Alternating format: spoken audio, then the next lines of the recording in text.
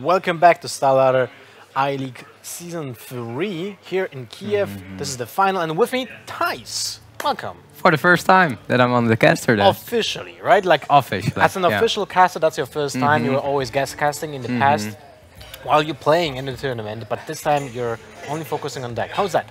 Well, it's a new experience. Of course, I play a lot. I cast here and there already a lot, but yeah, it's gonna be fun. I'm actually really excited.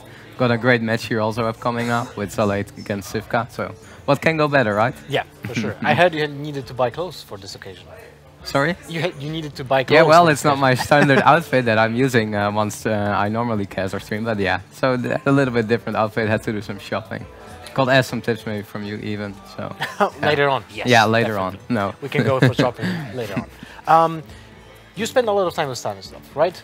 Yeah, I've been spending a lot of time with StanCifka already doing for 2 years, but also now just to finding out what he was playing in the tournament, because I did mainly a little bit preparation with Radu, so couldn't really inflect too much. And but I'm really excited to see what StanCifka is playing. Also for the people that are watching, might be a little bit more different path of not the fully control lineups that we saw in the first game, and playing a really interesting evolved Shaman that is not running Bloodlust, but is running Echoes, and so it's really playing a more aggressive Shaman with Echoes. What I was always already thinking about a little myself, but aggro Shaman with Echoes and no Bloodlust. Basically, both cards are very passive, right? But in this situation, you don't require, like, you can always play the Echo even if you're behind.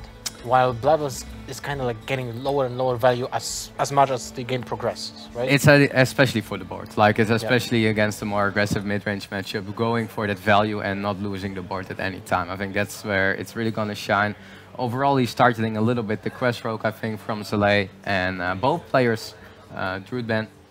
For one side it was the aggro Druid, other side the Jade Druid. We're gonna talk more about those particular matchups right after the interview that Richard has for us. We're on the floor with both StanCifka and Zalae, and I have a question that doesn't even focus on the matchups yet. Before we actually got ready for this matchup, everyone was kind of hanging out right now, and it was super friendly. What is it actually like mentally for you to be hanging out with your opponent? We're just faking, it's fine. We hate each other actually, but like, you know, we need to pretend. So, yeah, obviously you have to hate each other a little bit before you jump into the match, right? You can't come in with that friendly mindset. Before I ask you, I have a few questions for you, but the one thing I want to ask you, Naaman said he is the best lineup in this entire tournament. How do you feel about that before you jump in to play him? I don't know.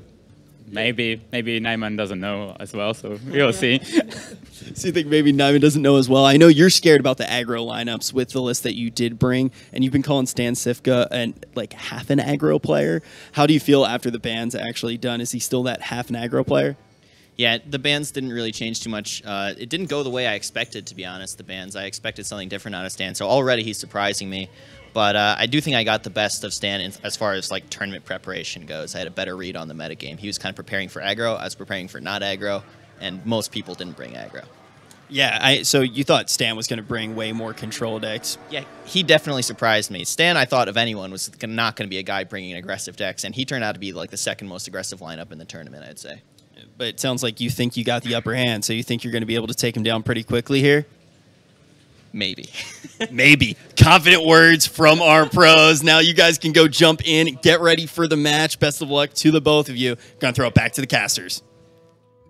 All right, and as you can see, they're not really that confident yet, I think. More like shaky a little bit. But when it comes to Zalae, he had an amazing run in the group stage. He was one of the players that was actually playing a aggro lineup. We had RDU, we had Zalae, and we had, who was the fifth player? And Naaman. Were running the aggro lineup that was very prominent in that metagame. But you played it yourself in that group stage, so it was different, right? Yeah, it was a little bit different in both groups. I felt Group A was really aggressive. My group, Group A, was kind of still quite some control around, and I was playing a mid-range lineup, so could still go also quite far. But there was Naaman in our group what had a really aggressive lineup, and it was a great meta call there to bring an aggressive lineup. But now you see people making the switch. People were a little bit scared, I think, of that there will be that aggro won't get targeted. So they went really more for beating the control decks more.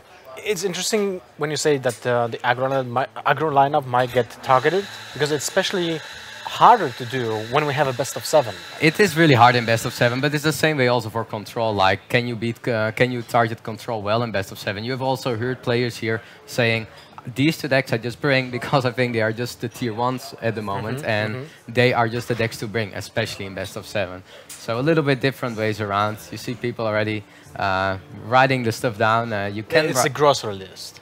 Yeah, you can write down during the once the game starts, but not before. So you can make some little notes here and there for you think that are the important tech cards that are in the deck. Both players know each other deck lists. Yes. So that's a huge, I would not say like, you know, both players have the full information, so there's no one that will benefit more of it, right? But what it creates is a different match, because players know that can play differently with specific cards. They can hold on onto a specific answer, they can get more value out of specific cards as well, and that creates a very specific feeling in the matches, which you don't have while playing ladder or while playing open tournaments, right?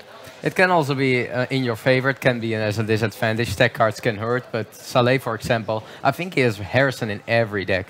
And yeah, if you know that is like a tech decision that is made, it's gonna be hard to fully play around, or you wanna respect this as much as you can.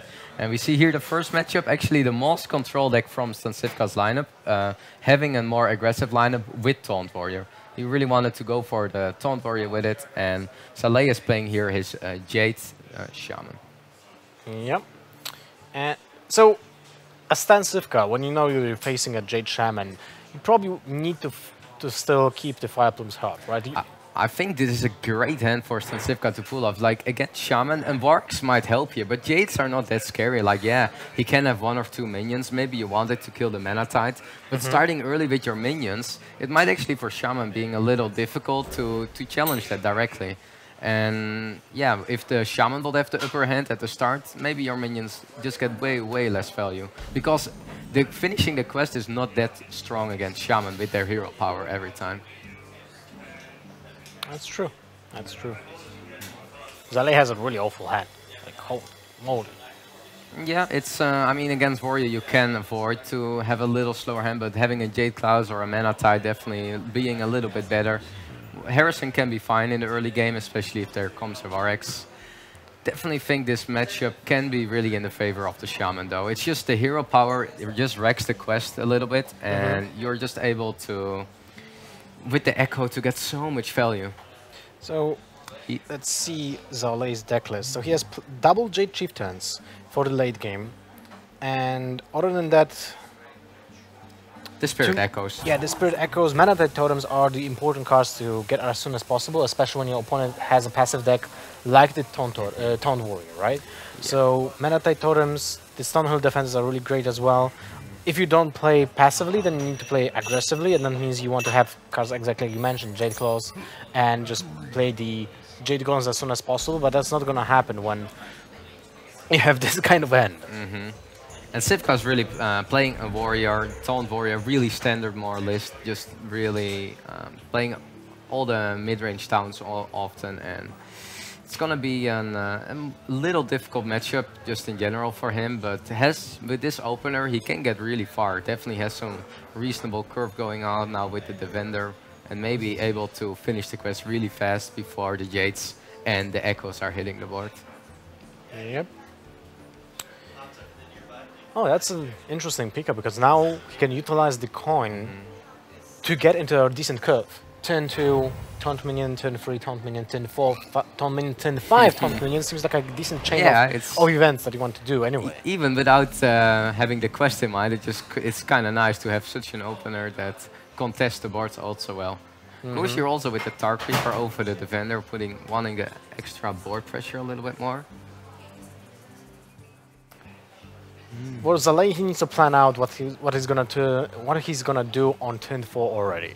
So he wants to get, like, most likely Jade Lightning to finish off the minion from StanCifka, but he knows that Stan will have another taunt minion on turn 3, because that's the only reason why would you coin out a minion right now. Can also be Ghoul though, like with a Ghoul, but Ghoul was also pretty contesting the 1/1 totem really well, but definitely likely that Cifka follows this up.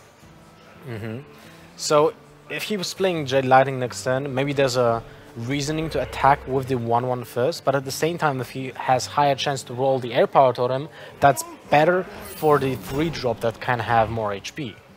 You also don't have to be too scared of the Tar Creeper. We are having a slow matchup here. The Tar Creeper is there for the defense, but he might just feel fine playing Jade Spirit now. Now he can. Jade Lightning being a really good late game card too, but now might just, with 2 already on the board, you might want to not let the StanCifka deal with every totem you're going to play, because there is just 2 attack on board now for him.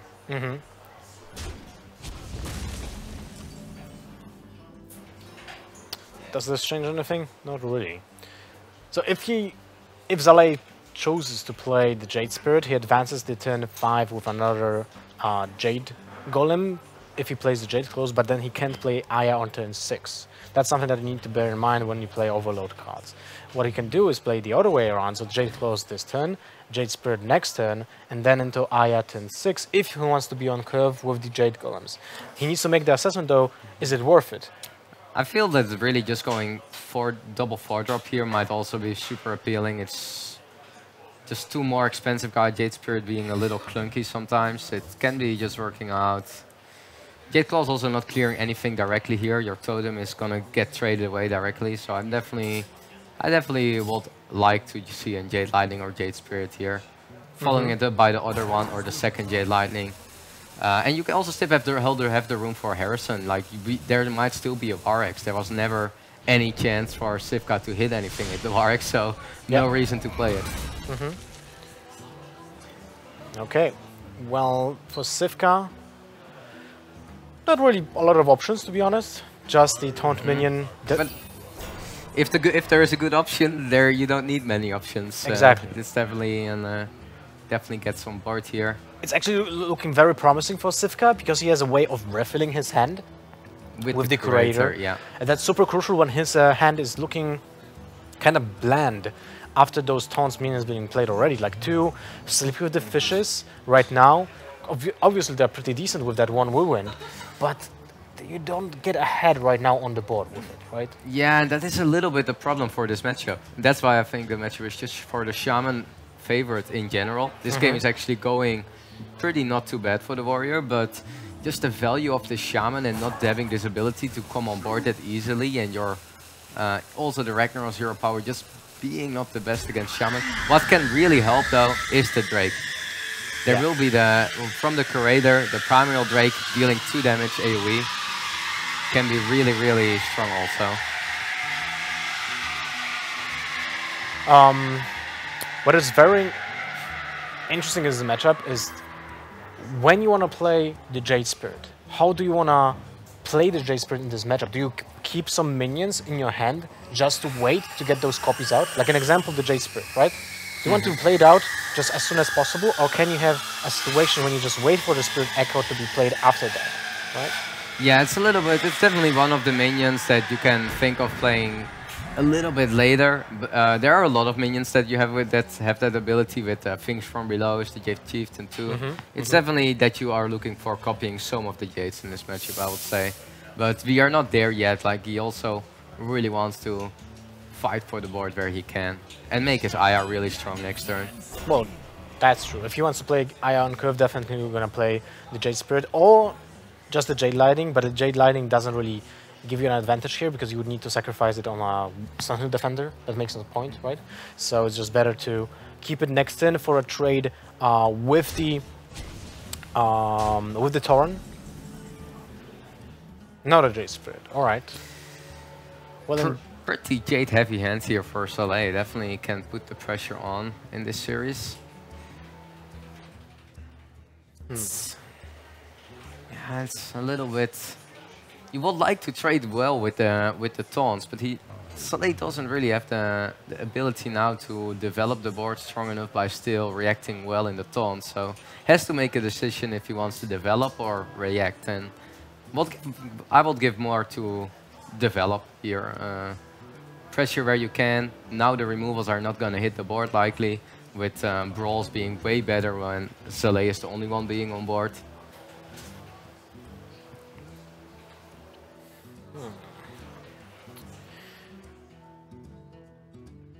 Still, the weapon is so hard to squeeze in those turns, right? Because you know that the next turn you won't be able to play everything that you have in your hand. If you go for Aya, you most likely want to play Aya at some point in the game when you know that your opponent plays Brawl, right? So you have an easy way to refill the board, and this might be actually the way of doing that, because your opponent is facing a huge army right now that takes care of those taunt minions that you have available. So this might be a case for StanCifka to use a clear. So either Brawl or the Sleep of the Fishes with a AoE effect. Even Sleep of the Fishes not being able to hit the 3-3 still looks really appealing here, Yeah. I have to say. So you'd rather not attack with the Ali Armor Smith into the 3-3 just to leave it alive? Well, yeah, you can make the attack, but you're also putting your own Ally Smith so low in life by going to just 1 HP. But it will die anyway next turn, right? Yes. Most likely. Sorry, not definitely, but most likely will die next You can turn. also go for first Fishes, then Wind, and then having the ability to trade it, being a little bit more healthy. But it's a little bit maybe losing too much resources in that way. You want to have an activator for the Sleep of the Fishes Yeah, that you have another copy of. It's right? definitely that you will Fishes this board. It's just about how much do I value this Ally Armor Smith, and I like the way of not giving it away. It's a strong minion, and if it takes a removal, you're also not too sad. Mm-hmm. Oh, and now it's actually crucial for. That's one thing that StanCifka was thinking about, is how likely my opponent will put something on the board that requires attention on my minion next turn, right? Mana Tide Totem is one of those objective minions that require the answer as soon as possible. So in this case, if the Ali Armor Smith will still be alive, and there's a huge chance your opponent doesn't have the 7 damage in his hand, so the additional 2 damage in his hand, then you have a way of using the Whirlwind to finish off the Mana Tide Totem, or just, you know, in conjunction with a Ghoul, an example that you can draw. So very important to have that minion still on board. Zalae having 2 really good options here, I would say, with going either for the Aya or Mana Tide. Going with the Hex can definitely be a play to get fast on board, and you are blocking a little bit of the power turn of Cifka, the turn 7 Curator, if you want to respect that. It's one of the turns where you know this is what the warrior wants to do at this turn. Turn 7 is a turn where the warrior likes to play the Curator.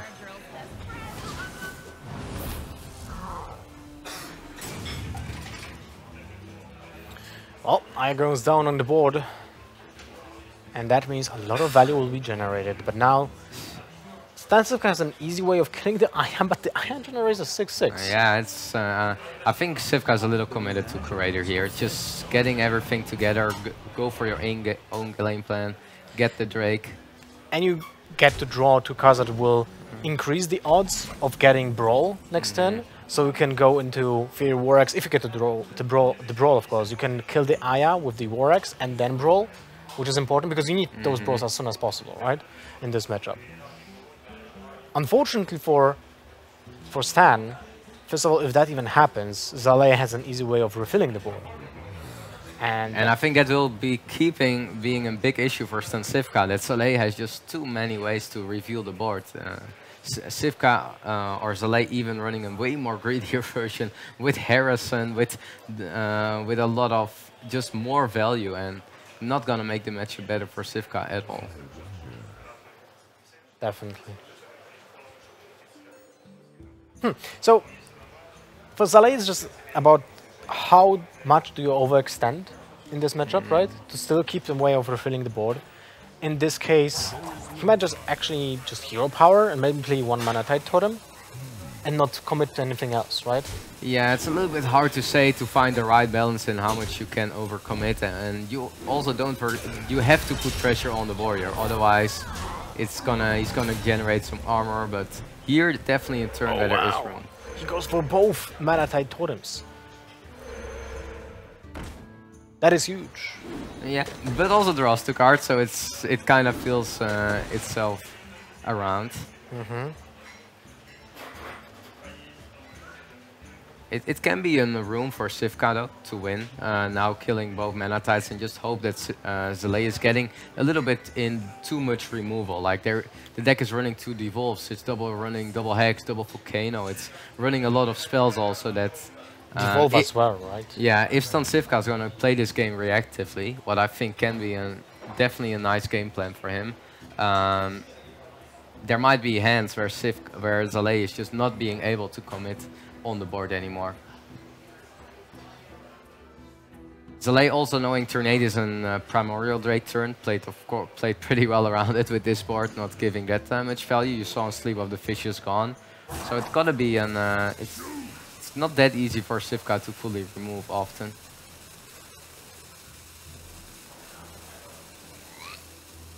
Tar Creeper gets on the board. Quest is going really fast for Cifka. They're already done. Turn 8 quest finished. No, you don't see that often, right? No, there are hands that turn 7, turn 8. It's possible, but he not leaves always. those mana tide totems alive. Maybe he wants to milk the fatigue out of the Shaman, you know, at some point.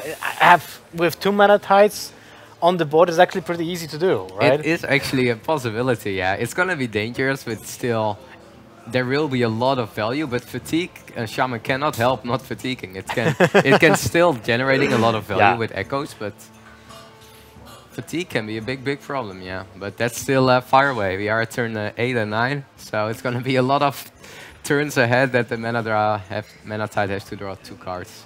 And if StanCifka will develop like his Soul for us, then those hits from the hero power might actually kill those mana tide totems as well. Yes. It keeps being a little bit of the issue for Warrior against Shaman. It's a matchup that now already 3 years exists. Some kind of control Warrior against some kind of control Shaman. And every time for the Warrior, it's just the hero power from the Shaman that's just so painful. It's very similar to the Paladins, right? Those Yes. 1/1s just stack on, and when you have seen the addition of Quartermaster, that just pushed it to the limit, right? It has been always one of the counters for any kind of control warrior, a mid-range to control Shaman. And it's great to always see these matchups still developing, but still being always a little bit the same over the time. Alright, turn 9 for StanCifka. He is holding a Primordial Drake with the Sleep of the Fishes for turn 10, which is a really good clear against Jade Golems that are not really that big yet, but unfortunately for him, the Jade Golems are already bigger than 5/5s. And that means he will need to find another way of cleaning up the board. Brawl is available.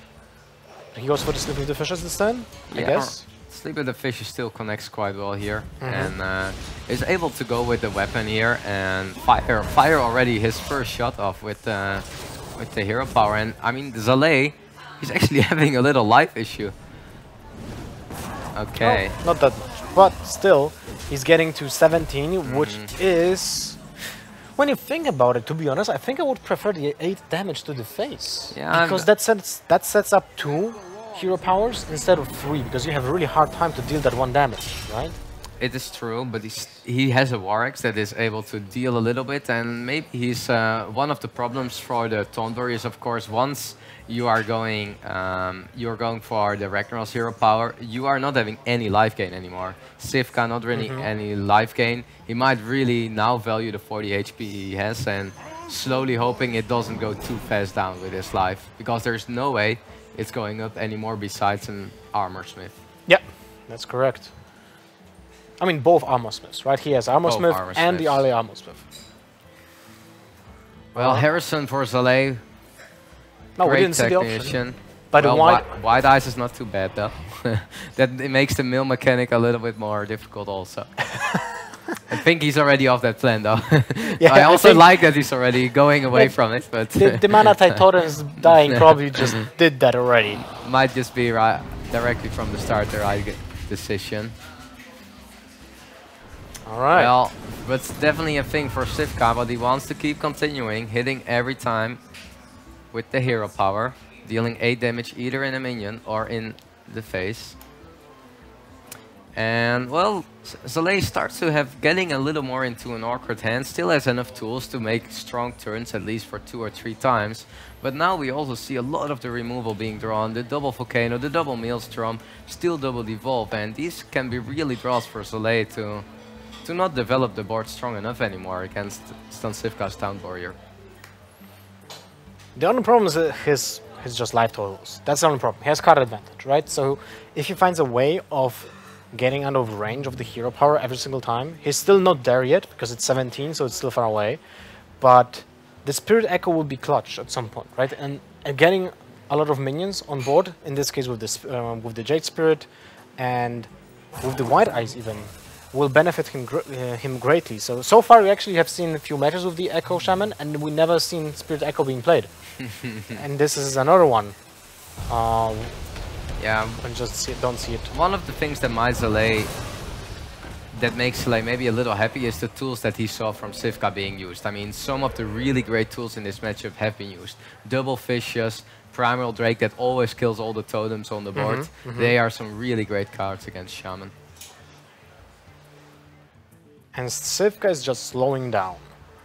Yeah, well, might want to really draw the second Drake now out of his deck with the Curator before drawing it. So can be draws 2 cards from the Curator, well, it's definitely appealing. Hero Power always appealing for 8, not when it hits the 1/1. No, definitely not when it just hits your opponent's hero power. Yeah, but still liking the game plan here with the Curator. Oh, there's the Spirit Echo. Unfortunately, this time it's overloaded by 2, so he's not able to get the Chieftain out of it. Yeah. But I think it's important to get that Hot Spring Guardian echoed. So like White Eyes into Spirit Echoes seems, more, in my opinion, pretty good. I'm not sure if I want to already echo here. There are also I'm not sure how much Zalae is scared of the life total. But you need to draw the gingers, right? If you want to play it that way, that means you need to wait on maybe even a few turns before you even play the Echo. And that's, in this case, you need to play other cards in your hand. So Chieftain this turn generates a 7/7, if I remember correctly. I think he also really wants to wait with the Echo maybe once he's drawing the Think From Below. Think From Below being one of the best cards for the Spirit Echo. Played already double mana tides, hero powered here and there. It's not going to cost much. Yeah, so I think it's already for 0 actually. It might just be that he's waiting for a turn where he can go Jade Chieftain, hero power, Spirit, play the Think From Below, and then just connect a really, really great Spirit Echo. Alright. Cifka starting the turn again with a great hero power. Even with that, with the access to that hero power, Zalae is just able to put the pressure all the time on the board. Yeah, but it's gonna be difficult for Zalae, I have to say, to fully continue it. There will be 1 or 2 turns where he's gonna be super fine, but he doesn't want to draw into his devolves now or any more of these reactive spells. There's the ginger. But at the same time, he still has access to, as you said, the Things From Below and the Chieftains. So if he plays a Chieftain and a Thing From Below to Spirit's Echo that... It's a really greedy version for Zalae. Definitely made to actually beat lineups or to beat matchups like these, the Warrior.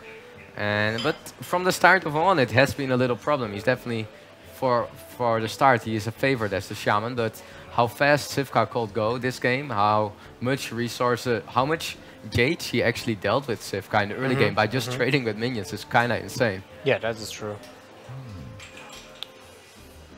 So do you think the Zalae would just want to... I don't think he's going Echo here. Yeah, no, I'm not thinking that either, but it seems like White Eyes and just the hero power, maybe with Malison Portal actually, just to put another minion on board, to put some pressure to diminish the value of hero power from StanCifka might be an option, because you need to think how important that Malison Portal is. Do you even will get value out of it? Wow, really slow approach by Zalae here. Not sure how this is gonna work out for him. Interesting. Second Drake being used though gives Zalae a lot of ways of developing the board with the hero power, because that means that the... Now I'm thinking of Zalae's play. It's also White Eyes was really weak here, knowing there is a Primordial Drake in the hand. It will just be go to 3 HP and getting killed off by the Warax. So definitely big consideration for him here. Oh, and now he might be really happy just seeing that this Drake gets out. Cifka starting to get also a really reactive hand. We see both players just getting a lot of reactive cards. That is not really what they're looking for in this matchup. But fortunately for StanCifka, he has the reactive cards in his hand, but he has a proactive hero power already. And that means he basically draws additional card each turn. Oh wow, did he just pull the third volcano off here in his deck? He's just having 3 volcanoes, man. Holy moly. Well, the devolve is actually useless in this situation because most likely that 8 drop will become something bigger than a 4. I mean, not bigger, but will with more attack. It's not getting much better, that's for sure. And maybe he's looking for if he can connect the Echo. Now it's really, the one overload is really hurting Zalae here to not connect the Chieftain with the Spirit Echo. I think it's important to actually get the Spirit Echo of the Chieftain because it's just so much additional value, right? It's a little bit problematic, and these are the hands that from the start on could be the big problem for Zalae, just getting all these reactive cards too much and not generating the value that he just so badly needs now in the mid game. I feel like you need to commit with the White Eyes this turn and not attack with Jinju. You just Milestone Portal, play White Eyes. Your opponent might just play a Brawl because he didn't play a Brawl yet for the entire game. But I feel like you might still be okay with that happening, because that means your opponent still is losing like board advancement, basically, right? Cifka will never brawl this board. He will never brawl this board. I think Cifka is really happy to see that the pressure from Zalae is just so low at this point that it's like this is the most important phase for Zalae, to put the pressure on here.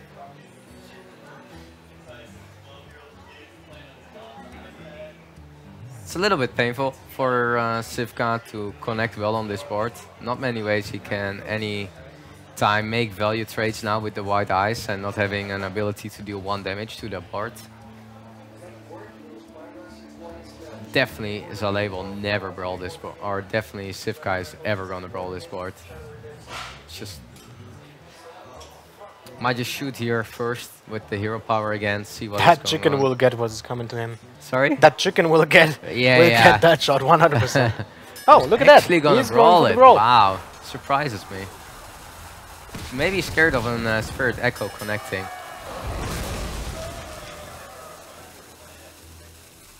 That's a really aggressive approach. Cifka is turning it here, man. He's going for a way different aggressive approach, and well, with maybe now 2 heal cards being gone with another Brawl in the hand, I mean, he might just go for the Brawl hero power next turn again to win the finish the game off. And Zalae has a really tough nut to crack right now. If he goes for the Chieftain into Spirit Echo, it's actually an 8-8, right? So it doesn't survive the hit from the Golem, from the Ragnaros. And that's a big deal. It's a really big deal.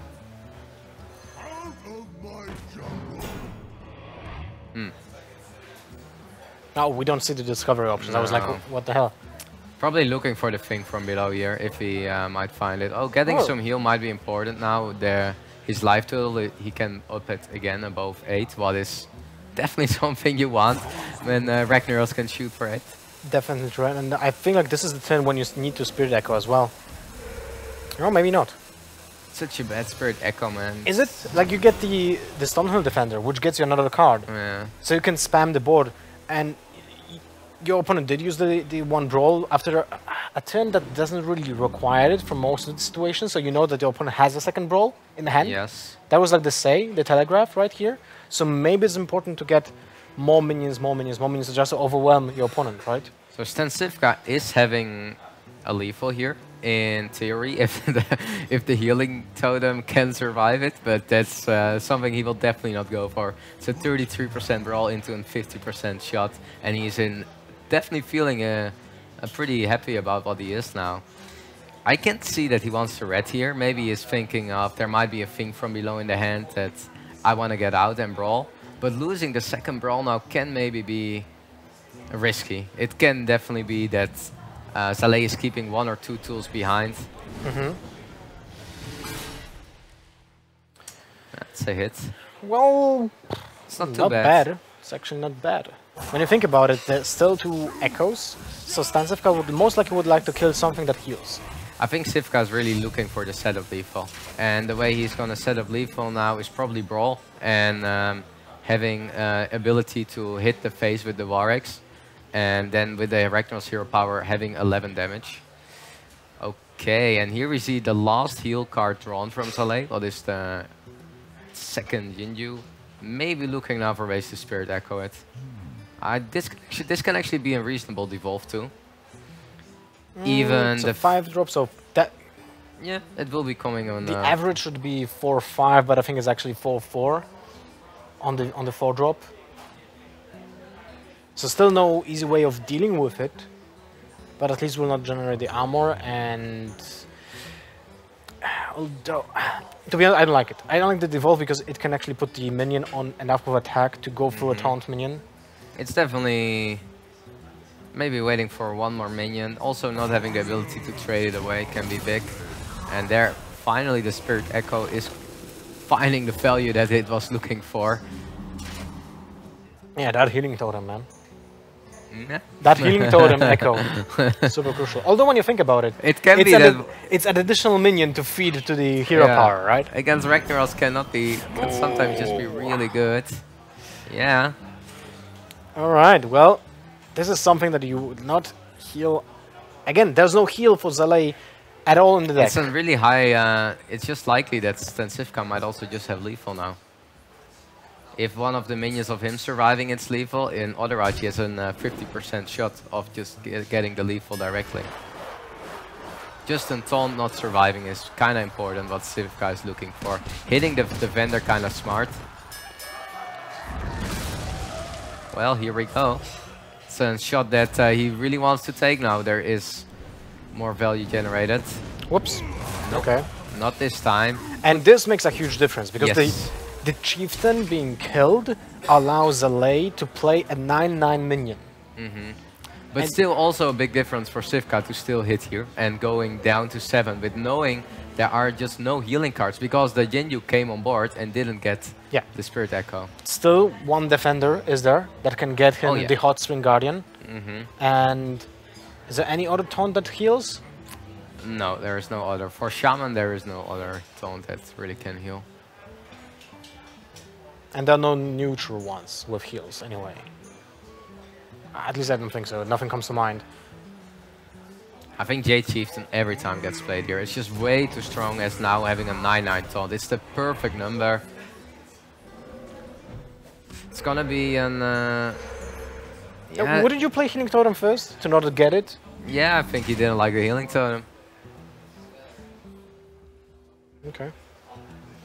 I think Taunt Totem is what he's looking Yeah, for. exactly, I can see so- Taunt Totem being...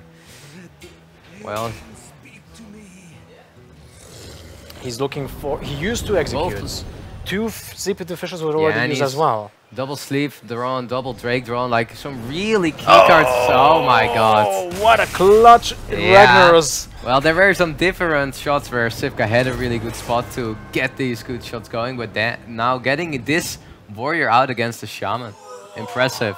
Yeah, it is a clutch win for StanCifka, but at the same time, we have seen in the previous match that those decks that didn't have like the advantage in the entire match won the game, you know, relatively easy. But at the same time, he couldn't like go through the entire matchup anyway. Like in this case, Naiman was just on a disadvantage the entire game, entire match.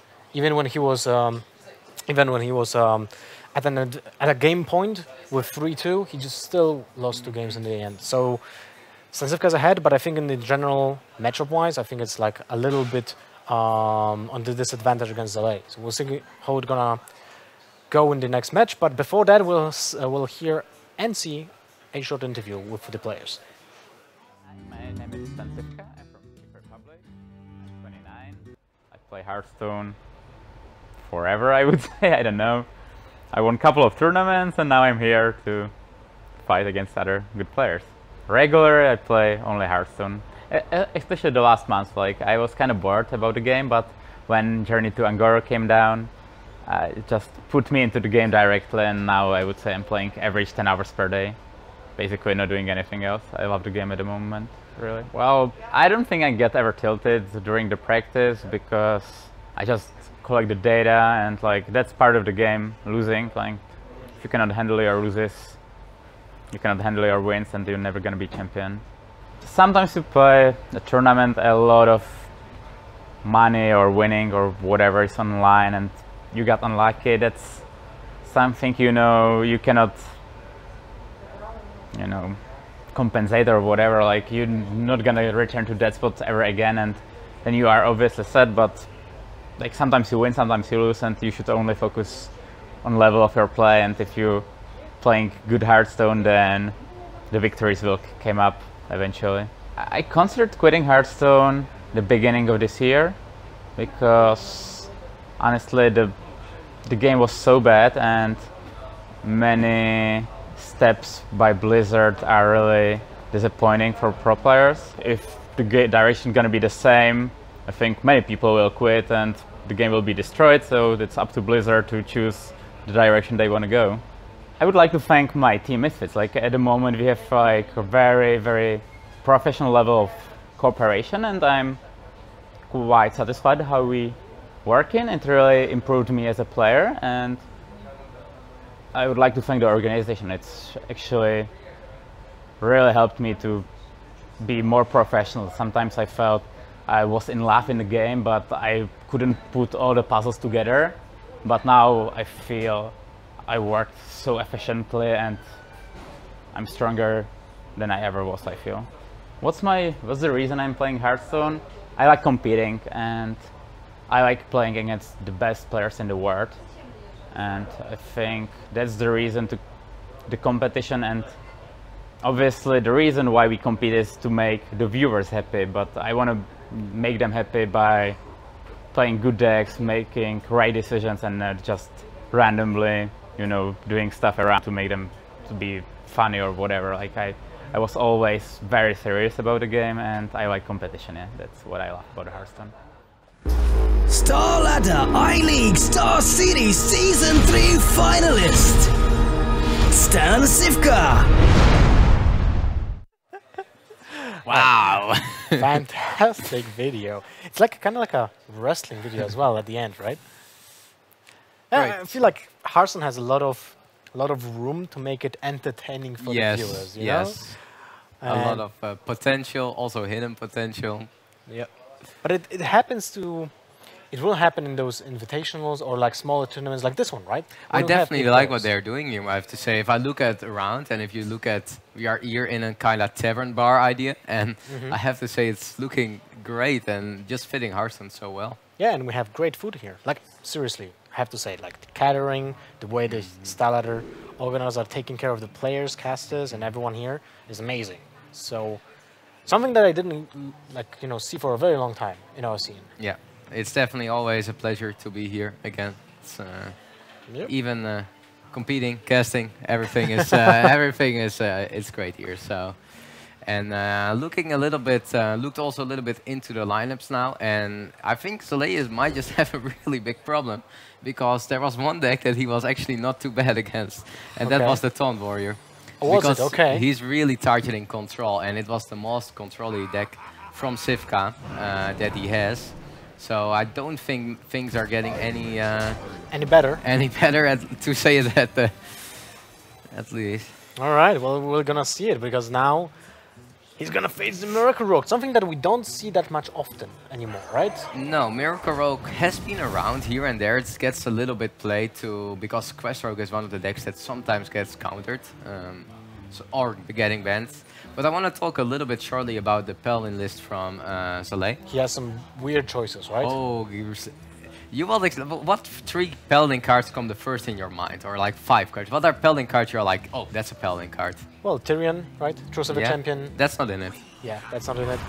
Then we have Ragnar's Light Lord, right? Yeah. What else? Equality? I mean, he has... No. No, he has no equality, right. Because that's the more aggressive... Consecration? No.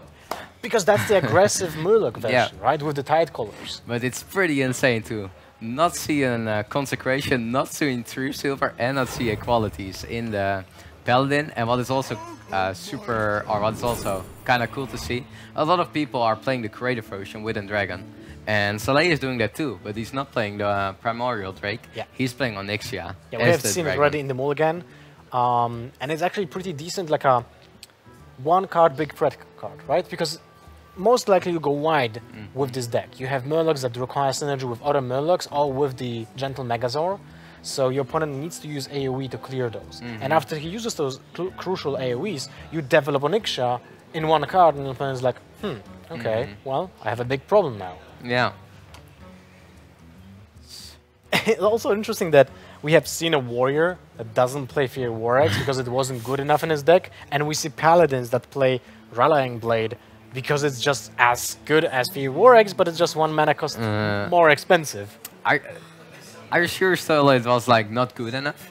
No, The War Axe, it can also just be from, just we need to ask him, you know? I think it might be also reasonable that you just that it can be a mistake that happened, or forget about one of the cards and put an additional taunt in the deck.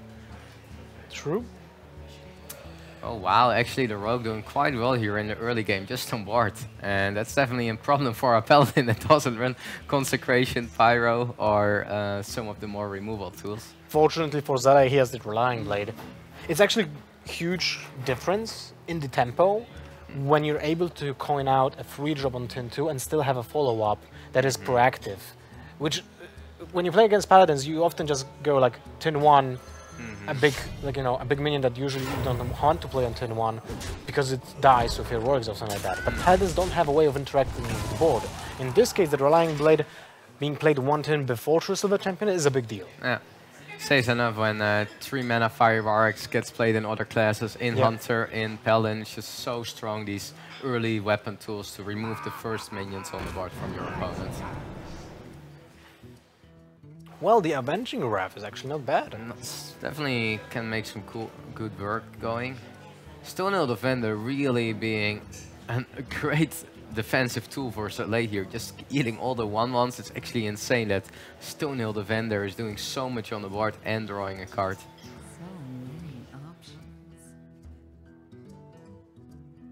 Yeah. Well, this is awkward. Yeah, I mean, dagger with deckhand is not too bad. You have to accept you lose your deckhand. But for that you trade with the defender. Can connect in Cold Blood too, if you value the deckhand more than the Cold Blood. It's a little bit... And the problem is that you lose an easy way of making a combo for the Vile Spine Slayer, and that might be crucial. Yeah, I really like the way of StanCifka here, just knowing there's no removal in Zalae's deck with no consecration, and their 1/1s are just so good. 1/1s are just really good. It allows him to play way more aggressive and safer at the same time, because he knows he can overcommit.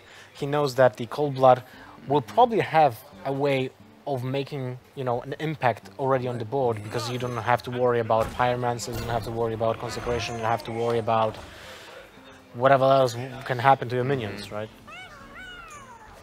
So one of the matchups where Miracle Rogue is actually doing much better than the Quest Rogue is actually the Paladin matchup, in my opinion. I feel Paladin is sometimes way too aggressive with the Murlocs for the Quest Rogue.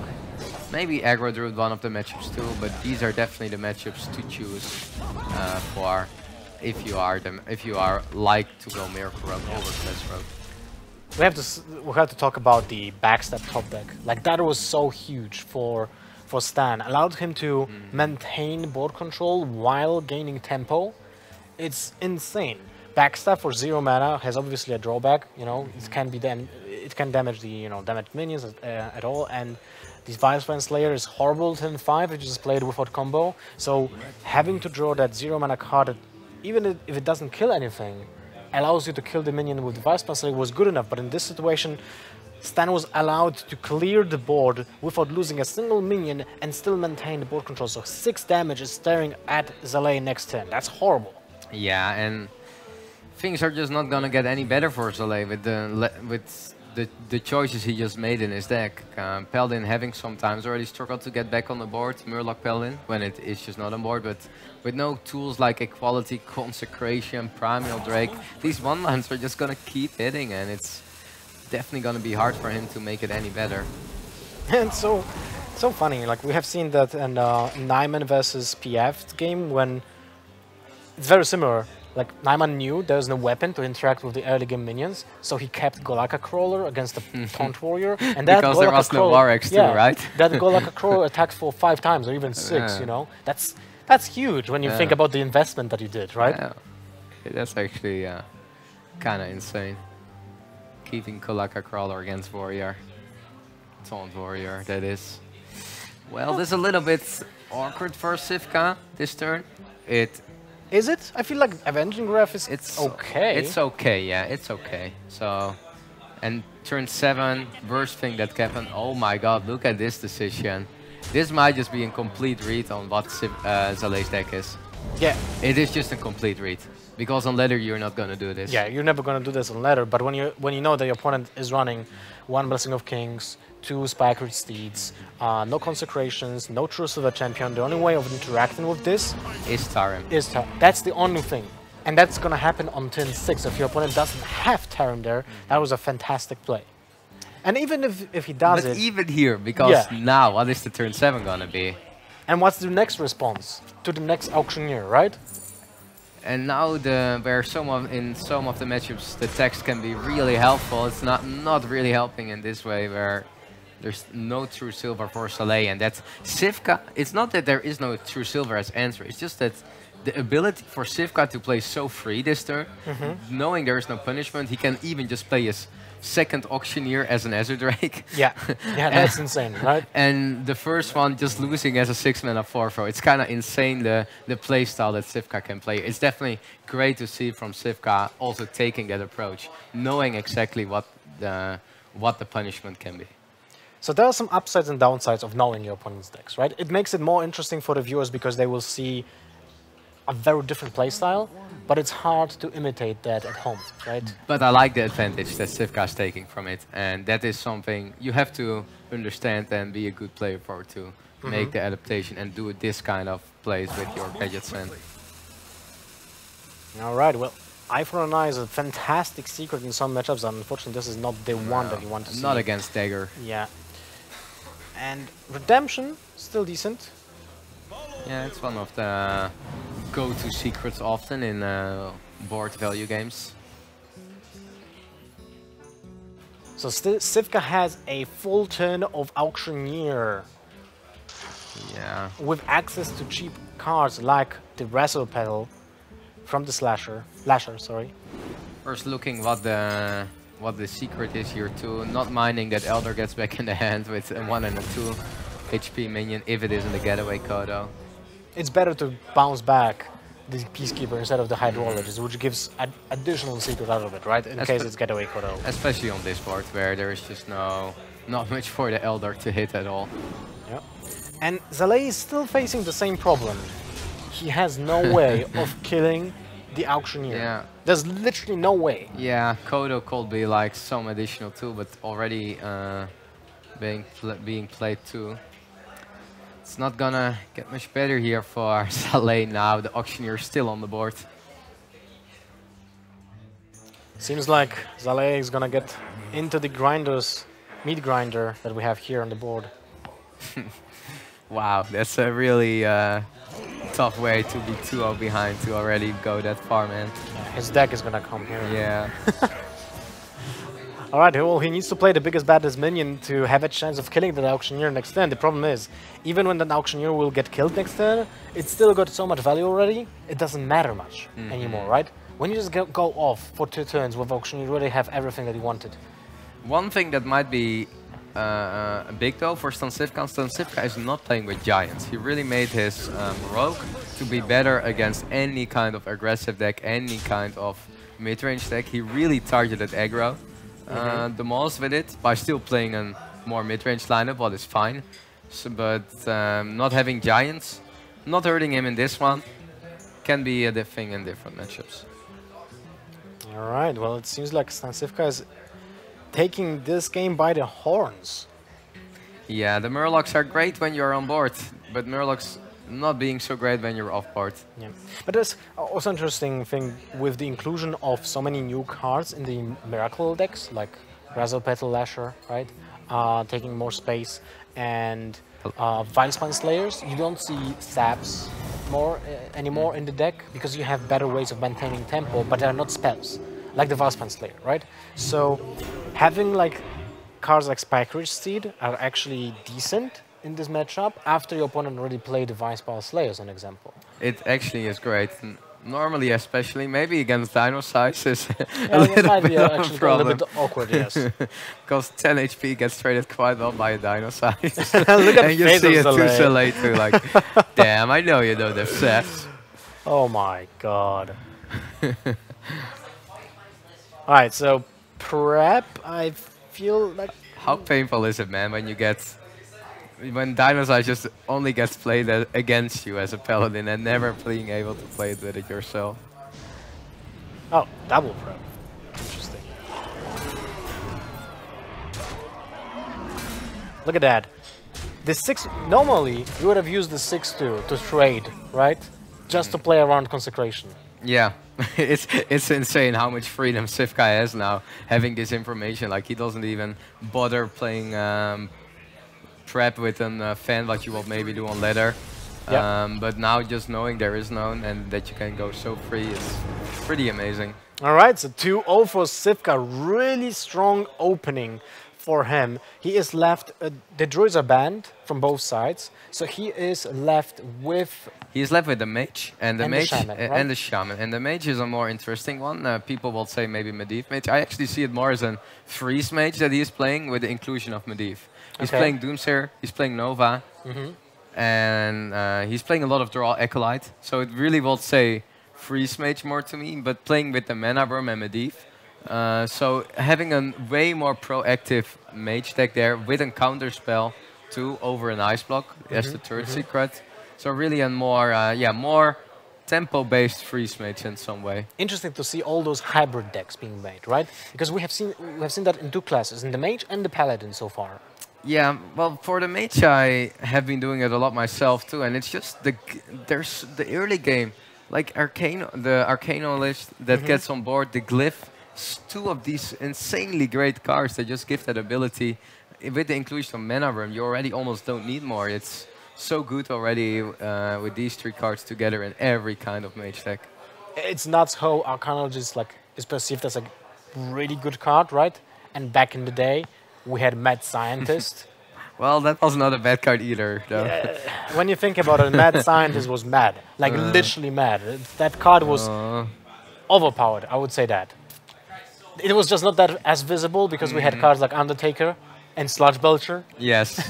So now we are having the, as I said, more tempo-based freeze Mage from Cifka, and Zalae is playing the Medivh Mage, and a really standard Medivh Mage in some way with a lot of tech decisions, playing an Antonidas as an additional adding late game card, adding additional card draw with an Acolyte, having a Bully there, having a Meteor. There's a lot of additional value that make control matchup better. I'm not sure how much it's going to help him here in the mirror, because from just from a Medivh Mage perspective, I really think the tempo is a big thing in this matchup too. The guy that can deal like 10 damage during the game can really get an edge, just not having to pressure with Alex, and Medivh is way more important. Yeah, then when you have that chip damage, you can be defensive with Alexstrasza if something goes really wrong, right? And you're not able to do that when your opponent has the advantage of having the board control, right? Medivh Mage is a way more board-oriented mirror match than a freeze Mage is. It's not just about the burn. It's about dealing this first 10, 15 damage and then trying to add the additional. And if your opponent has to play 9 mana to put you at 15, and you already did that during the game, you are so much faster. Yep. This is why we have seen the Mana Worms. Like, everyone knows Mana Worm is an insane one-drop, right? But when you play a deck that attacks from different angles all the time, it's hard to even make a mulligan for your opponent. Because he needs to have, like, you know, an answer to an early Mana Worm, but he needs to have an answer to mid-game and late-game at the same time, and you can't really do everything at the same moment. Yeah, there are two things I would say really important in this matchup, and that is card draw, and that is early game pressure. I think that's everything you are looking for. in the early stages, and that's definitely in hand StanCifka is having. With the Mana Worm, with the draw of the Arcane Intellect, and with like double Arcanologist, it's just getting it's just one of the starts you're looking for. All right, and now Zalae has an easy option to deal with the Mana Worm. The Medivh seems pretty strong here. It's kind of off curve. We can always use hero power, right? To be fully efficient this turn.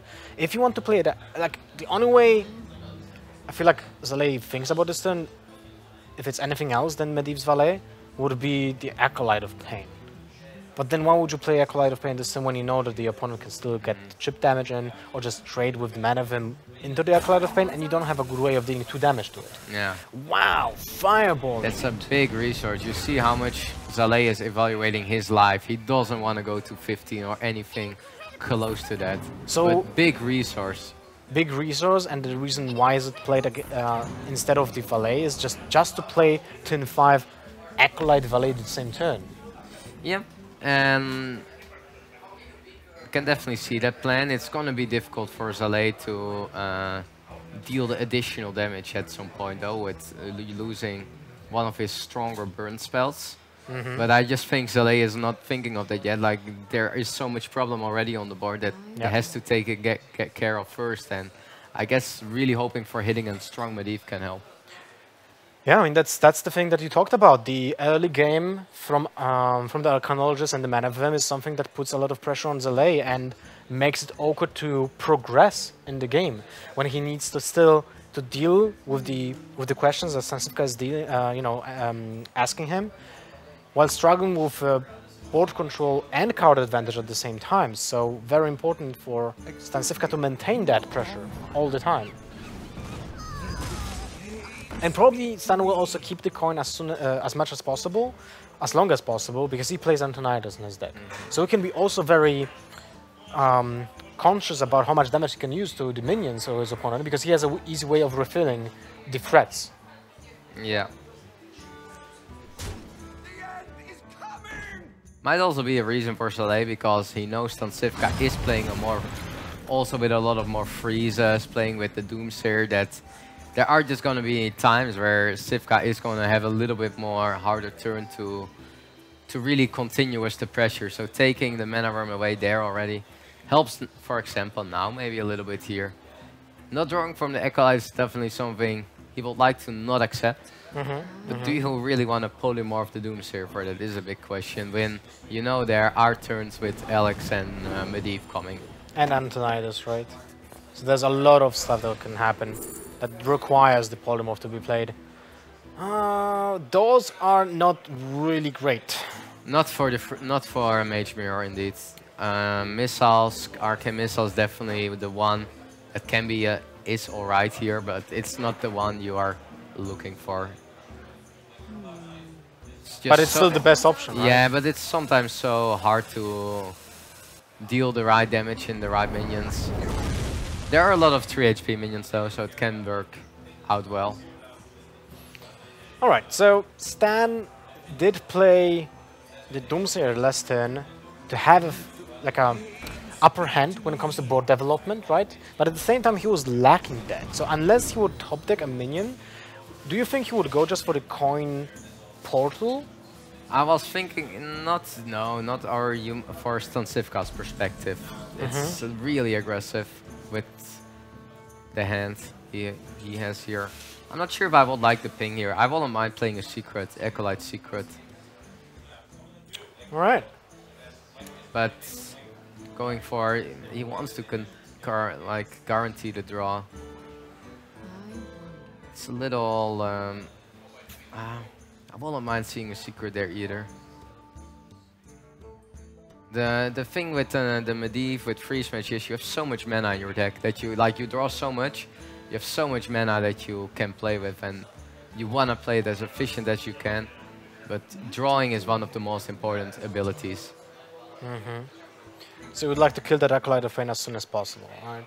Well, Zalae doesn't have much options here. It has to be Firelands Portal. He needs to get on board. He's not going for the burn plan himself. He's waiting for Medivh or Alex, and Zalae is definitely gonna need a Medivh or Alex to to get back in the game, I would say.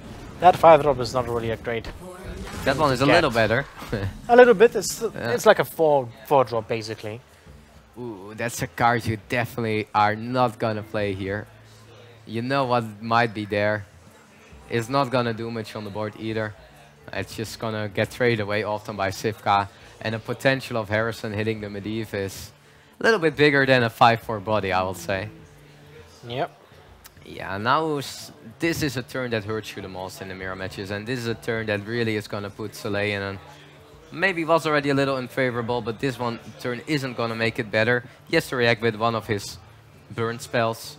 Maybe probably Greater Missiles being one of the more better tools, because it's hard to pull off at the right spot. But you know you're gonna fall behind. You know Cifka's either gonna draw, either gonna develop the secrets that give him an additional turn, or just gonna already burn him down from 23. I feel like the Great in Arcan Missiles would be just the option here. It is the option, and it's fine here, but it's gonna not make. You need more. I think he needs more to get back in the match. Okay, so using Fireball, what does it do is just guarantees the same outcome as Arcan Missiles, but at least you will not have like an unlucky shot that means your opponent will still have a 4-1, 4-2 minion that will attack your face. I actually don't like it too much to use Fireball there over Arcane Missiles. It's gonna be so hard for Zalae to go connect to Arcane Missiles. I will definitely Arcane Missile more and have the mana efficiency too. I like the decision of StanCifka though. Has 8 mana, top decks Medivh, but not going with the Medivh at all. Might have a little read on the weak turns of Zalae that there can be an Harrison here and there around.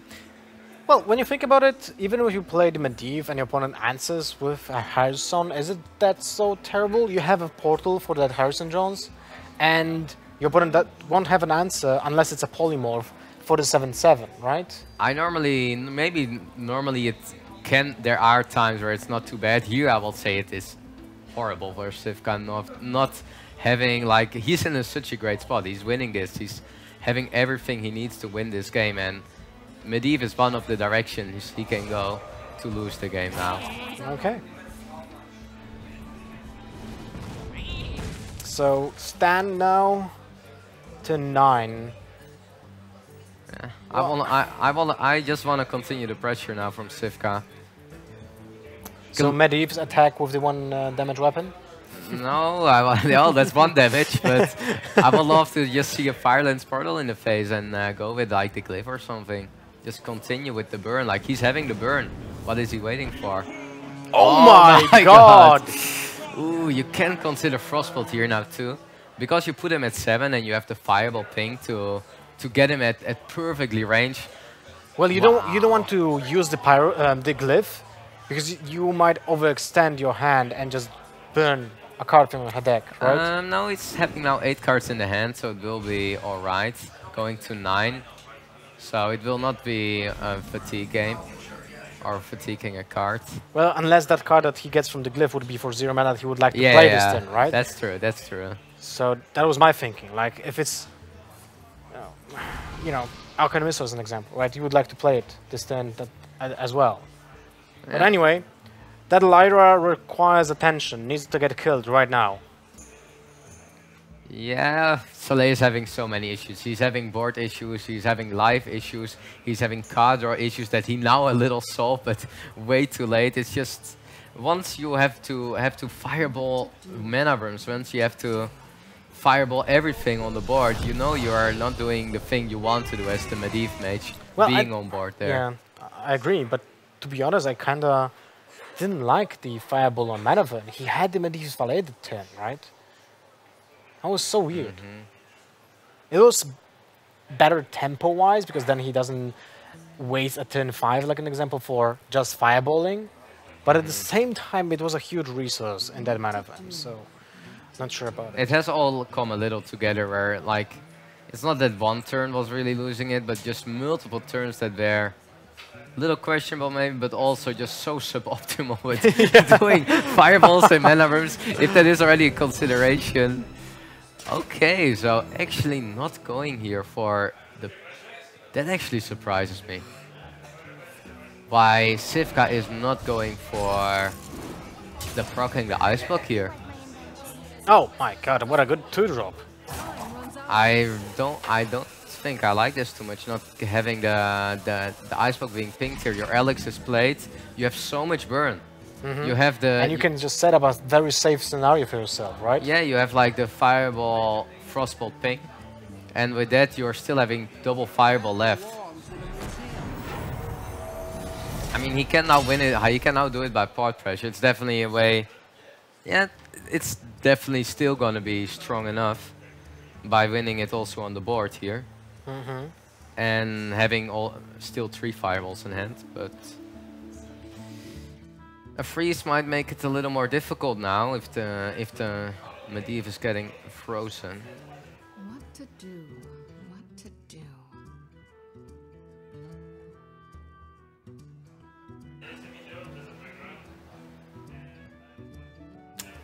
Zalae, yeah, well, the draw is nice, but now he's he had the issue of not drawing at all. He's now having the issues that he's drawing more than enough and doesn't really want to draw anymore. Still getting the Arcane Intellect in with Frostbolt, I suppose, here to not take the Medivh damage and ask for another burn from Cifka, even knowing that often the 1 burn or 2 burn spells will be here for Cifka. This is also a great card in the mirror match, Apprentice, giving so much. Like, we see both hands having like 40 mana or something, and Apprentice being a little bit easier to give a little more tempo for both sides. Alright. Well, now there's the time that Cifka will be able to proc the Ice Block here from Zalae, going to fireballing it.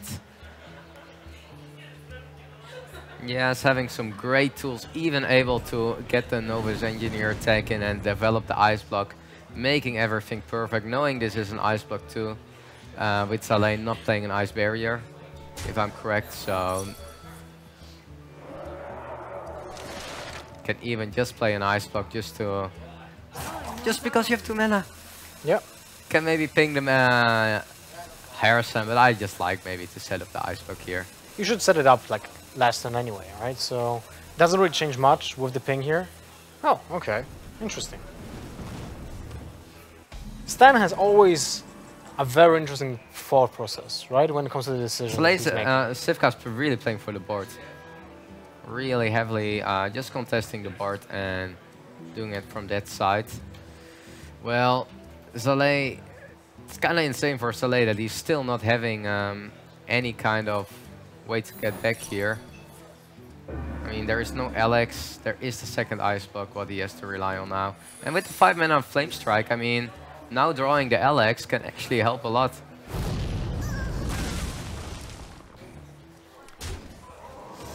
There is one thing that I don't like in the Medivh mages sometimes too much is people are taking a lot of cards in to maybe think the matchup gets better, like put in an extra Antonidas, put in a second Pyroblast. These are not the cards you see now that are winning you the mirror match. It's the guy that has the faster approach normally, puts in the ship damage, gets an additional burn here, gets the Apprentice to get the draw faster. It's giving you so much room, because the burn in this matchup, you have more than enough burn to just win this matchup during the game. Can get really tricky now though for Cifka. If Cifka is not, or if Zalae is now gonna find the Alexstrasza that he doesn't find, Cifka will not have the burn directly, and Zalae will get into a much better spot. And yeah, well, counterspell ain't being the secret that Zalae needs here, and might hope that there will be a way that StanCifka doesn't see the face, but he can make the honorable ping in his own face here too.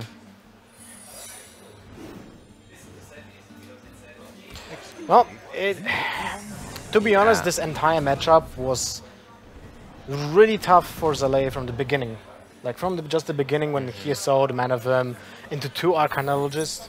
That was so tough. So now StanCifka takes it 3-0. That's really impressive, and I don't think he he's also not having like normal. Sometimes people go 3-0 and they have like that one deck left that the other guy is targeting. So well, I don't think that's the case really here. Like it's just a more aggressive Shaman that is left. So the aggressive Shaman is definitely can do a really good job, and I think we are also going now towards an interview here from Zalae. We'll be right back. I play for Team Luminosity. A normal day for me, I wake up, either I go to the gym or I swim in the morning, kind of depending. Then maybe I play an open cup if I haven't already won one for the month. Beyond that, I don't really have a usual daily schedule. It depends. Like some days I'm casting, most days I'm streaming at some point, and you know, I try and find some personal time in there when I can. The amount of time I spend playing Hearthstone a day is often pretty small, like maybe 4 hours or less, but the amount of Hearthstone-related content I'm consuming is probably more like 8+ hours in a day. Hearthstone's definitely an emotional game for me. I get tilted when things go badly, but I try to, you know, keep myself in check and keep the tilt to a minimum. I try to keep a relatively poker face. I mean, I have a very expressive face. So literally speaking, you can see my reaction on my face a lot of times, but I try to kind of be prepared mentally for the worst case scenario so it doesn't get to me too much. But Hearthstone can be a very frustrating game no matter how well you handle it. If I have a long loss streak and I want to keep my cool, one thing I'll do is just try and get some kind of workout. Like, it depends on how long the loss streak is. If it's just a few games, like, life goes on, I just deal with it.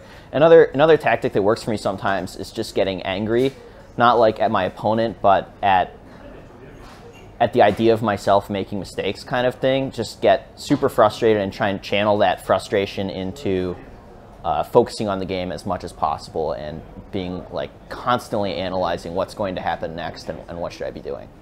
I'm really not remotely interested in quitting Hearthstone. I'm pretty happy with it. Like, if I were to stop playing Hearthstone competitively, it would probably be to cast Hearthstone right now.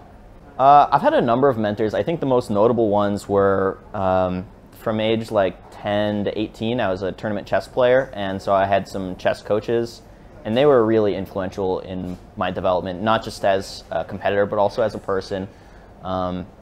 Like, one of them got me into running when I was like a little bit chubby as a teenager and that kind of thing. But they definitely influenced my mindset into all sorts of competitive gaming stuff, not just chess then, but also, you know, later Magic and now Hearthstone.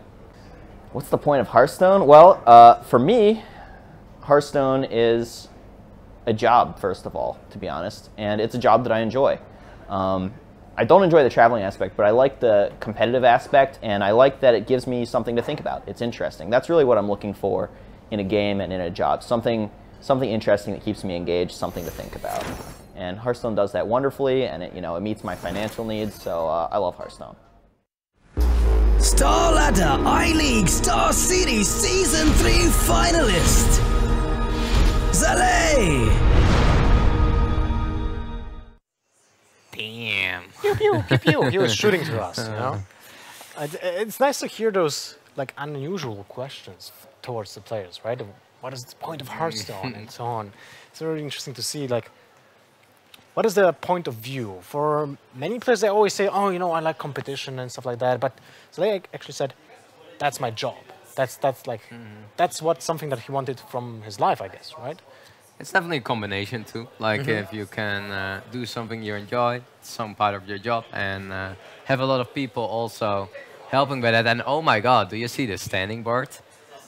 Not many people picked StanCifka here.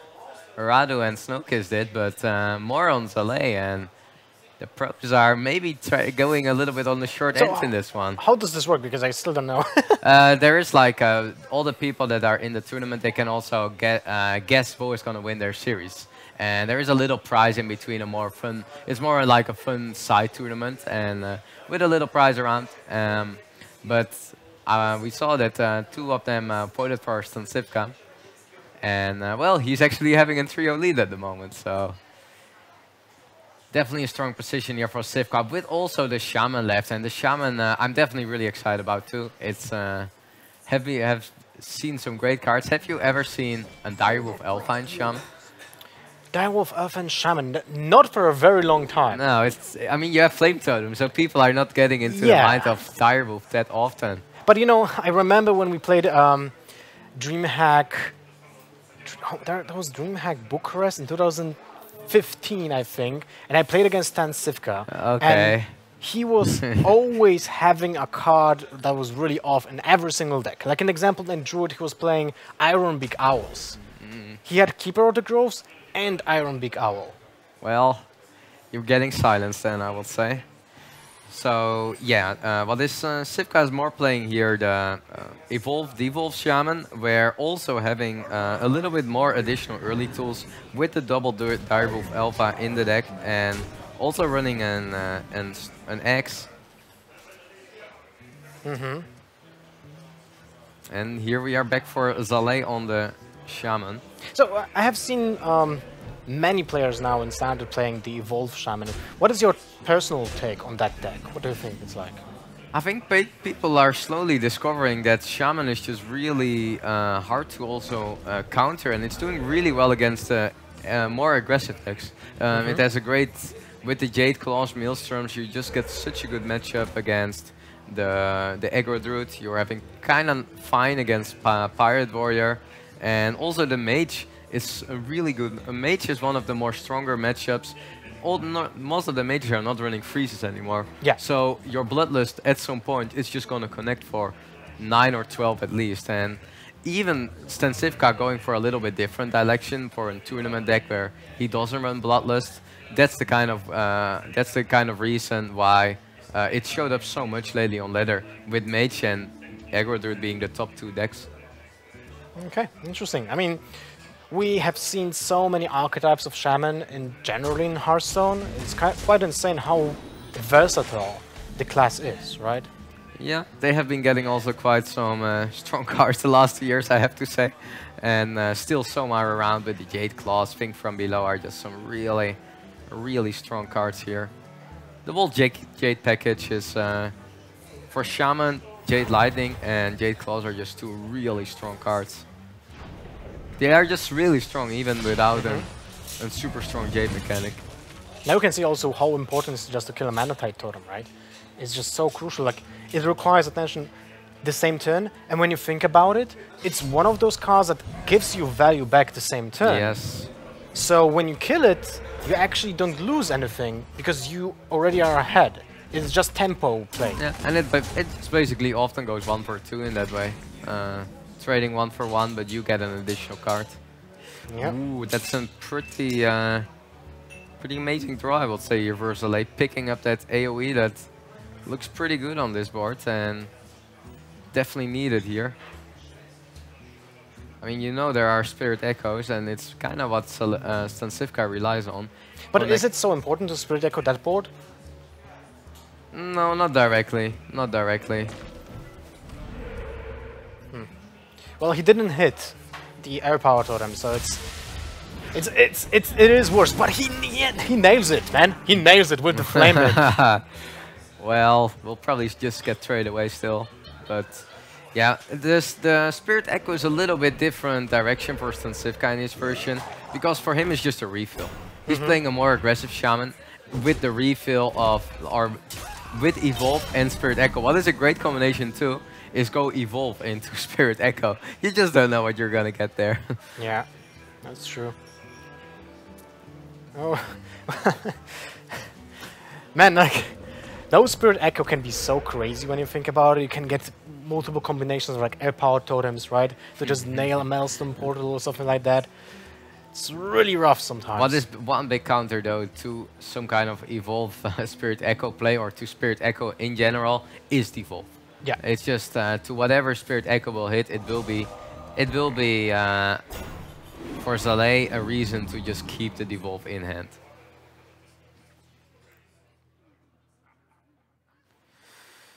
Well, the double gangster Evolve is kind of in play to look at. It's also one of the best ways to still play around Evolve, because it's not going to be random 5-drops are still not too bad compared to Okay, but he got some really good minions as well. Some good and some bad ones. Dirty Rat, it's okay. It's good, man, for 2 mana. Yeah, I will exactly. take it every time. I will not take a 6 mana 1/1. That's the only thing I will not take on this part. Yeah, probably. There might be actually reasons here for Zalae to first Maelstrom and then Devolve. Because you just killed a 2-drop and a 6-drop with your Maelstrom. It's not so bad, man. It's not so bad. Even killing the Flame Imp with it, so... But maybe he just doesn't see the reason to Devolve yet and just going with the Maelstrom. One of the things that might be helpful for Zalae is that he knows there is no Bloodlust for Cifka in the deck and only the Spirit Echo. And Devolve is definitely maybe just better to wait until the Spirit Echo connects than doing it here. Okay, makes sense. And I like the Maelstrom here. Killing the 2-drop, the 6-drop. With the spell power, killing the Flame Imp. It just connects also really well. Still with the Jade Spirit here. The 1-drop is not really that important in this situation. Like, even if it will be a Flame Imp, doesn't really matter. The opponent will still sacrifice a 2-1. But what is very important is that to get those Jade Golems like going. Like, he used 1 Jade Lightning so far. Evolve can sometimes be so good when you can trade first, and that's something that normally doesn't happen too much in the Evolve Shaman because often the game plan is to go with the double gangster, go with Evolve. But here, Cifka has the opportunity to first make really value trades, go with the 5-3 into the 2-3, trade the Dirty Red away into like the 2-1, trade with the Crab into the 2-1, and then Evolve afterwards, getting 7 drops. I just love it. And I'm pretty sure Cifka is seeing this value too. I think it's really tricky for Cifka to go for the Spirit Echo here and just be scared of the Devolve. The trades are so good and he's getting 7 drops. It's too amazing to let it go, I think. Yeah, I agree. Yeah. Wow. Trades are so nice here. Just being able to trade so much away, then evolving. Wow. What does he get? And wow, these 2 2-drops, man. Those 2-drops are really impressive. Actually, it's a 3-drop, right? No, they're 2-drops. The 2-6 are both 2-drops, and the Pirates... The Sentry is a 2-drop, really? Can't remember. Yeah, you are normally getting 2 3-1-1s, but... Oh, yeah, right. Okay. Well, Devolve will get them back. Those are not... Auctioneer. That's a little scary, man. So you need to hack the auctioneer? Well, I mean... I don't know, it's like a little dangerous, right? it is. And like, you know the opponent is actually playing a lot of spells, right? So this... this might be a little bit awkward. Okay, well... for Zalae, he knows he's behind every single turn. With this Devolve, he didn't really benefit that much from it, because he's still facing random minions. It doesn't really matter how big they are. He has no easy way of clearing that up. So, an example, he lacks Volcano, he lacks like any AoE effect, and if he leaves that Auctioneer, that snowballs out of control. Yeah, but I mean, there are... To be honest, I actually don't think there are too many spells in Cifka's deck. He was running Maelstrom, Devolve, and Spirit Echoes. And he already saw the double Evolve, so... But even one spell, right? Even one spell. Yeah, even one spell, it's already painful. But damn, he needs to have 3 hexes now to just hex all these. Yeah. StanCifka... Now he saw that the Devolve was gone, definitely super happy now being able to just play the Evolve or play the Spirit Echo and just not being scared of Devolve too much. I think Zalae would have double Devolved if he had it. Okay, well, the Devolve gets him a card. Wow, double Direwolf Alphas, man. Some new flavor in those Shamans. It's actually pretty sweet. Well, when you think about people it. say Flame Totem is really good, right? In Shaman, so why not try out the Direwolf? Actually, is maybe a little bit better against aggro. You're just trading better. It's in body itself. That one is hard too, man. 8 damage. Holy moly! Wow. So where the first series took 3 hours. Yeah, this one is getting not longer than an hour at least. I'm not sure. It's crazy how it went. Like, look at now. Look at that. The hex needs to be used on not an auctioneer. Like, what is even crazier is that every single minion from this board goes back into hand. Back into the hand. I don't think they are going back in the hand. I just think Cifka can take the game here. Lethal on the board on spot, and wow, Cifka taking a 4-0 victory in his first match here at StarLadder. Crazy when you think about it. 4-0, the second match and the first 4-0 in the entire tournament. Wow, Cifka had to get his feet back into this game. How did you come on that one, Reloader? Well, Zalae has a tough start, but at the same time, the result doesn't matter. Like, this is a GSL group, so he can lose even, 4-0 and then win 4-0 and then win 4-3, and he goes through. But it definitely matters for Cifka. I think starting with a 4-0 is definitely giving your a really nice spot into the tournament to continue. And I think the series really depended on the first 1 or 2 games where he just started with his 2 unfavorable decks and he just get them out and had some more aggressive decks left that were just pretty good against Zalae's lineup. Yeah, that concludes the first 2 games from Group A. As you can see, PF and StanCifka will play against each other, and I guess that will be the next match.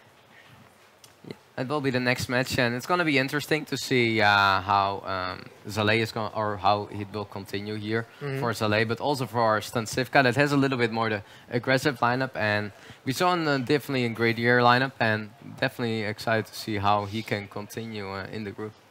Well, he's on a good good streak, and after every single player from here had actually a really good streak in the group stage as well. So they proved that they're really great players. So good luck to Zalae. He still needs to win 2 matches. Basically, that's the TLDR. If you win 2 matches in the group, you go through. Yeah, and if you lost 2, you're out. So exactly. It's pretty easy. But the next one is going to be the winner match. So we'll see how that one is going to go.